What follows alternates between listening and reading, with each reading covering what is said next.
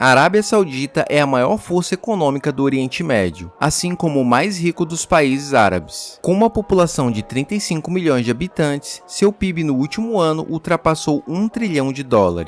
Com uma política de grandes obras públicas empreendidas pelo governo, bem como investimento direto estrangeiro e a solidez do sistema bancário, ajudaram o país a se tornar a primeira economia regional e uma das principais do mundo. Contudo, sua economia é quase inteiramente baseada no petróleo. Por isso, o crescimento do PIB está diretamente ligado a esse setor que possui um forte controle governamental. Localizado no deserto da Grande Península Arábica, a sua economia se encontra em segundo lugar dos países com as maiores reservas de petróleo já descobertas, contando com 17% do total de reservas pelo mundo, ficando atrás apenas da Venezuela. Além de ser o maior exportador de petróleo para outras nações, tendo um papel de liderança nas organizações dos países exportadores de petróleo, que conta com 13 membros. Sendo assim, o setor petrolífero da Arábia é responsável por cerca de 40% do PIB e 90% das receitas de exportações.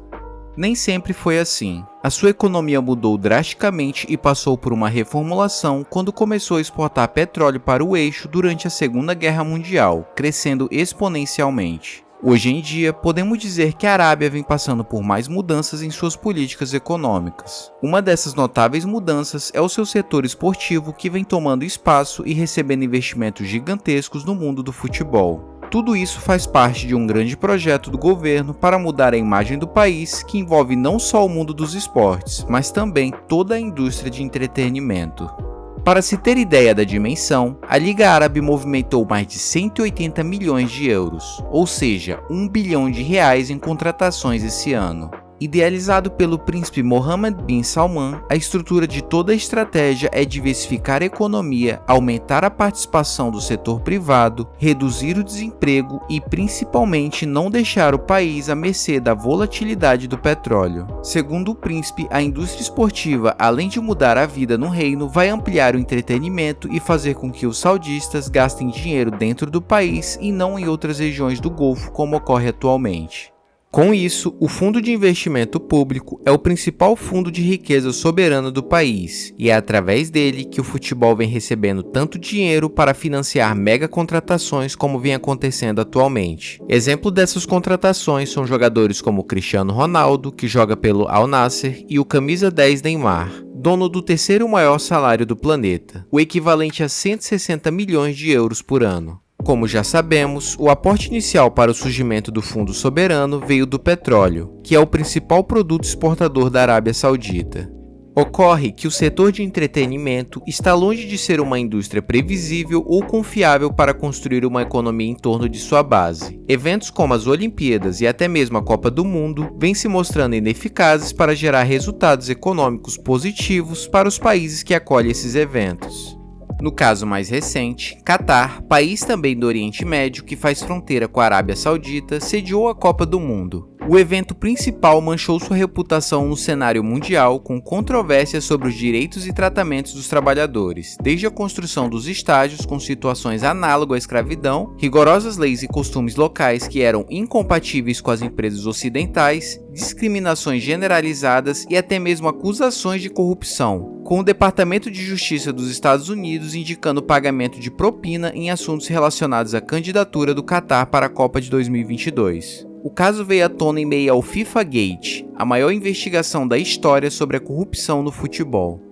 Fato é que, apesar do futebol estar ficando em evidência no Oriente Médio com essas contratações, países do Golfo Pérsico que estão se arriscando nesse setor precisam diversificar suas economias para não se tornarem dependentes de um recurso limitado, com flutuações de preços nos mercados globais todos os dias. Pode até ser um passo positivo ver o governo não medir esforços para atingir esse objetivo. Contudo, pagar bilhões de dólares acima dos valores de mercado para se tornar o lar de eventos esportivos é uma estratégia questionável na melhor das hipóteses. Especialistas afirmam que faria muito mais sentido se esse dinheiro fosse gasto no desenvolvimento de outras indústrias que poderia substituir o petróleo e o gás a longo prazo, ou quem sabe investindo em um fundo soberano de riqueza, que oferece baixo risco de investimento proporcionando receitas para o futuro, como é o caso da Noruega, que já possui vídeo aqui no canal sobre esse tema. Se tiver interesse, deixarei o link na descrição. Diante disso, o portfólio do Fundo de Investimentos da Arábia foi ampliado e conta com investimentos de empresas das áreas de infraestrutura, energia, farmacêutica, entre outras. Ainda assim, a liga é marcada por bastante desigualdade financeira. Desde junho desse ano, o fundo passou a assumir o controle dos 4 maiores clubes da liga local. Assim como também, esse mesmo fundo já se aprofundou em outras ligas e comprou 80% do Newcastle em outubro de 2021, time inglês da Premier League. Esportes como o golfe, Fórmula 1, UFC ou o próprio futebol sempre teve a atenção das elites investidoras. E países como a Arábia, que possuem grandes riquezas através de commodities, usam suas montanhas de petrodólares para comandar seu próprio entretenimento, com projeções de gastos excessivos e generosos a jogadores e esportistas, podendo levantar dúvidas se essa estratégia teria realmente um grande impacto econômico em um país que não mede esforços para investir e desenvolver uma liga esportiva sem uma história tão presente.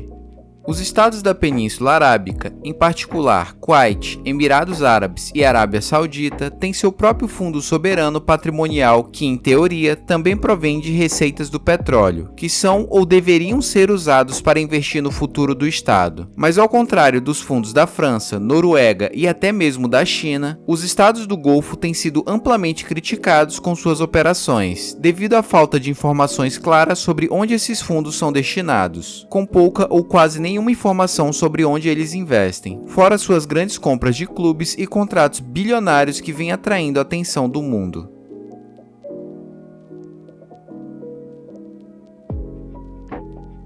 É claro que gastos imprudentes aceleram problemas econômicos no país, mas a primeira explicação óbvia para os gastos é que grandes times de futebol são vistos como uma oportunidade de negócio se tratando de uma indústria tão grande. Investimentos em países internacionais e equipes nacionais não é muito diferente de um investimento regular. Porém, diferente da Noruega, que compra ações em massa para investir no fundo e assegurar sua população, políticas governamentais do Golfo se baseiam na estratégia em adquirir estrelas de futebol do que títulos financeiros.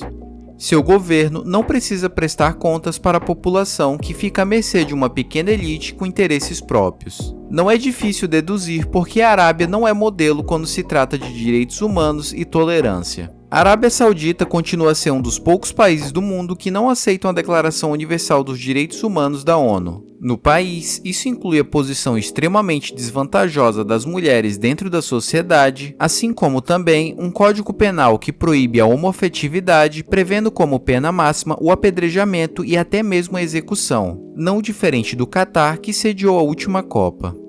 Dito isso, outra grande motivação para os investimentos desacerbados no setor esportivo dentro da Arábia se trata do possível salto econômico com turistas, bem como mais indústrias e negócios internacionais entrando diretamente no país e gerando receitas por conta dessa grande movimentação. De certo, temos alguns modelos de países que provaram ao longo da história que isso é melhor alcançado através da construção de indústrias locais e não megaprojetos financiados por commodities. Nesse caso específico, podemos citar o megaprojeto saudita Neom, no qual seu propósito é ser uma extensa cidade planejada para 9 milhões de pessoas do tamanho da Bélgica. Será construída próxima ao Mar Vermelho, uma das áreas de trânsito econômico mais importantes do mundo. O local também terá estádios de futebol com a criação de um novo clube. Os planos da Arábia em virar protagonista do futebol mundial têm um componente a mais. Não será apenas um estádio à disposição, mas múltiplas arenas da cidade para o clube jogar. Esse projeto futurista, orçado em US$ 1 trilhão, ou cerca de 5 trilhões de reais, facilmente ultrapassa o PIB de certos países. Para se ter noção do tamanho dessa construção, ocuparia quase todo o litoral de Pernambuco, que tem aproximadamente 187 quilômetros de extensão. A intenção da Arábia com esses projetos seria passar do petróleo para a alta tecnologia e colocar o reino saudita na vanguarda dos avanços tecnológicos, o que eles intitulam de Era Pós-Petróleo. Assim como esse projeto, que ainda não saiu do papel, vários outros megaprojetos estão em desenvolvimento. Dessa forma, indústrias mundiais sendo atraídas gerariam empregos com a estratégia, substituindo aos poucos a receita do petróleo. Tudo isso através do desenvolvimento regional e turístico. Isso inclui mais hotéis e restaurantes, que por sua vez podem ser usados como uma forma de mostrar que o país é atrativo para quem deseja apenas visitá-lo ou quem busca fazer negócios na península com baixa carga tributária.